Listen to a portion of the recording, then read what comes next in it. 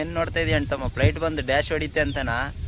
ಅದೆಲ್ಲ ಆಗೋದಿಲ್ಲ, ನೀನು ಮನೇಲಿ ಕೂತಿದ್ಯಾ, ಈ ವಿಡಿಯೋ ನೋಡ್ಕೊಂಬ. ट्रैफिक जैम में फंस जाओ तो क्या तुम गाड़ी छोड़ के घर वापस चले जाते हो? नहीं ना, तुम वेट करते हो क्योंकि तुम्हें पता है रास्ता खुलेगा.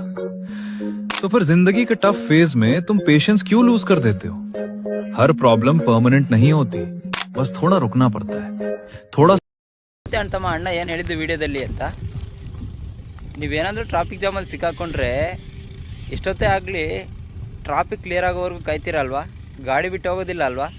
ಅದೇ ರೀತಿ ಜೀವನದಲ್ಲಿ ಏನಾದರೂ ಕಷ್ಟ ಬಂದರೆ ಯಾಕೆ ಕುಗ್ತೀರಾ? ಯಾಕೆ ಸೋತೋದ್ನೇ ಅನ್ಕೊತೀರಾ? ಎಲ್ಲ ಮುಗ್ದೈತೆ ಅನ್ಕೊತೀರಾ? ವೆಯ್ಟ್ ಮಾಡಿ, ಕಷ್ಟ ಹೋಗುತ್ತೆ, ದಾರಿ ಓಪನ್ ಆಗುತ್ತೆ, ಆ ದಾರಿನೇ ನಿಮ್ಮದು ರಹದಾರಿ ಆಗಿರುತ್ತೆ.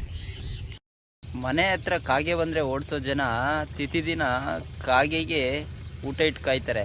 ಹಾಗೆ ಪ್ರತಿಯೊಬ್ಬರಿಗೂ ಒಂದು ಒಳ್ಳೆ ದಿನ ಬಂದೇ ಬರುತ್ತೆ, ವೆಯ್ಟ್ ಮಾಡುವಂತಮ್ಮ.